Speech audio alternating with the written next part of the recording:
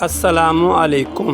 آج کا ہمارا موضوع ہے حضرت شیخ سعدی رحمۃ اللہ علیہ کی حکایت نمبر 13۔ ایک پہلوان نے تنگ دست ہو کر پشت پہ مٹی ڈھو کر اپنا پیٹ بھرنا شروع کر دیا۔ نہایت تنگ دل اور افسردہ رہنے لگا کہ کہاں بڑے بڑے بہادروں کو پچھاڑنا اور کہاں یہ دن لوگ شہد پیتے، مرغ اور بکرے کھاتے اور اس بیچارے کی روٹی ساگ پات کو ترستی رہتی، کتے بلیوں کے جسم پہ لباس اور یہ بیچارہ ننگا۔ حسرت سے دعا کرتا کہ ساری زندگی کا رزق اکٹھا ہی مل جائے تو چند دن تو آسانی سے گزر جائیں۔ ایک دن زمین کھود رہا تھا کہ تھوڑی کی ہڈی نظر آئی اور ساتھ موتیوں کا ٹوٹا ہوا ہار پایا، جو زبان حال سے یہ کہہ رہا تھا: زمانے کی گردش کا گلہ نہ کر، یہ تو گھومتا ہی رہتا ہے۔ پہلوان کو تھوڑی تسلی ہوئی کہ جب انجام سب کا ایک ہی جیسا ہے تو کیا تخت نشین اور کیا خاک نشین،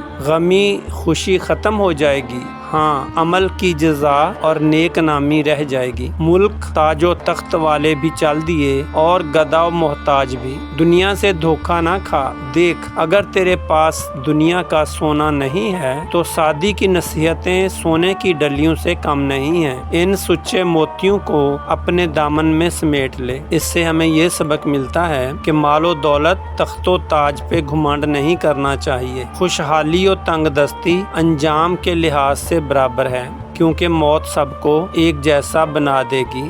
حضرت شیخ سعدی رحمۃ اللہ علیہ کی حکایت نمبر 14۔ قدردانی۔ جو شخص اپنی بہادری کے جوہر دکھائے، اس کی حوصلہ افزائی کرتے ہوئے اس کو ضرور ترقی دینی چاہیے تاکہ دوبارہ بھی جان دینے کا اس میں حوصلہ پیدا ہو۔ پھر اگر مقابلہ میں یاجوج ماجوج بھی آ جائے تو وہ پیچھے نہیں ہٹے گا۔ لشکر کو امن کے دور میں خوش رکھ کہ جنگ کی حالت میں تیرے کام آئے۔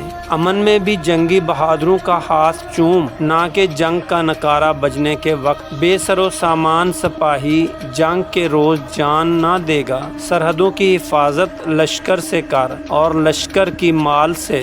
بادشاہ ہمیشہ غالب رہے گا، فوج آسودہ اور خوشحال ہوگی۔ اگر خزانہ لشکر سے بچا کر رکھا جائے گا تو لشکر تلوار کی طرف ہاتھ نہ لے جائے گا۔ جس کا ہاتھ اور پیٹ خالی ہو وہ جنگ میں کیا بہادری دکھائے گا۔ اس سے ہمیں یہ سبق ملتا ہے کہ حکومتیں سیاست اور تدبیر سے چلا کرتی ہیں، نہ صرف زور سے اور نہ خالی نرمی سے۔ لیکن یہ بات ضرور ہے کہ اگر نرمی سے کام چل سکتا ہو تو سختی نہ کی جائے، اور اگر سختی کی ضرورت ہو تو نرمی سخت نقصان دہ ہے۔ دوسری بات یہ ہے کہ بہادری اور جوان مردی کے جوہر دکھانے والے سپاہی کی حوصلہ افزائی بہت ضروری ہے۔ اس صورت میں دوبارہ ضرورت پڑنے پر وہ جان کی بازی بھی لگا دے گا۔